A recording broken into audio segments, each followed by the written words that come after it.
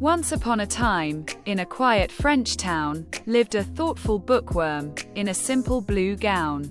Her name was Belle. With kindness in her eyes, she saw the world beneath wide, wondering skies. She read all day, no time for foolish pride, with tales of adventure filling her up inside. Belle, gentle Belle, dreaming of a world so wide. Belle, gentle Belle, with a universe inside. Her father, a merchant, kind and full of grace, set off on a journey to a faraway place. But storms, they raged, and he was lost to sight, wandering the woods in the darkest of night. He stumbled upon a castle, grim and tall, and sought for shelter from the snow's cold call. The gates creaked open, though no one was there, and a fire burned bright, chasing away his despair. He found a feast laid out, and a bed soft and deep, and gratefully, he drifted off to sleep. In the morning, as he left, he saw a rose so red. "A gift for my Belle," was all that he said. But as he plucked the stem, a roar filled the air, a fearsome beast appeared, a creature of despair. Frightful music, "You steal my roses after taking my bread." The beast's voice thundered with fury and dread. "For this theft, you'll stay here for the rest of your days." The merchant begged for mercy, lost in a fearful haze. The beast considered, with a low, thoughtful growl, "Send a daughter who will come here of her own free will, and you may go." Belle, gentle Belle, in a castle strange and grand. Belle, gentle Belle, trying hard to understand. When her father returned with the sorrowful tale, Belle did not hesitate, her courage did not fail. She went to the castle, her heart full of fright, and faced the dark master in the pale candlelight. She took her father's place, a prisoner to live in the castle for eternity. But the castle was enchanted, a magical place, with a cheerful candlestick and a clock with a face.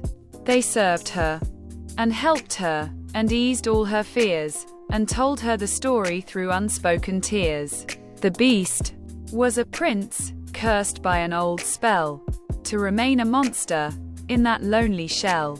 Only by finding love, true and sincere, before the last rose petal fell, would the curse disappear.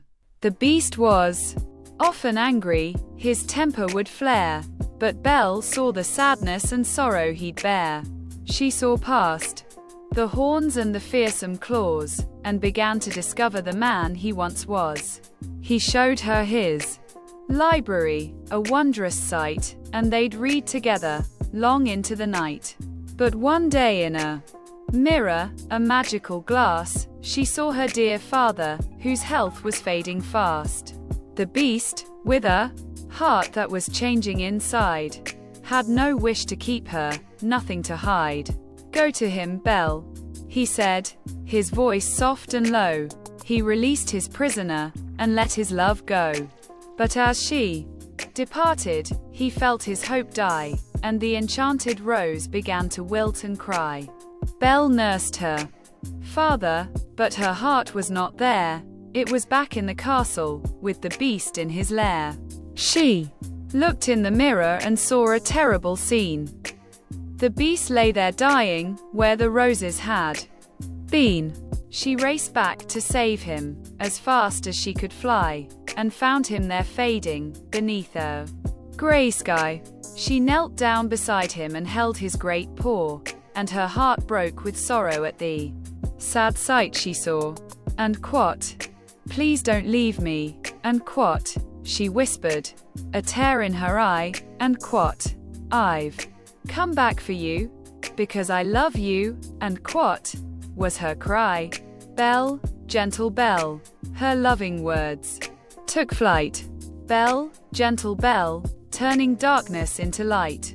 As she spoke the words, the final petal fell. But her love was the magic that broke the dark spell. A light shone around him, and the Beast began to change, his form twisting and turning, in a way that was strange. And where the sad creature had once laid his head, stood a handsome young prince, risen from the dead. He took her hand gently, his eyes shining blue. "It's you, Belle," he whispered, "my dream has come true." Now Belle, with her prince, in the castle so bright, lives happily ever, in love's purest light. The curse has been broken, the servants are free, a story of kindness, for you and for me.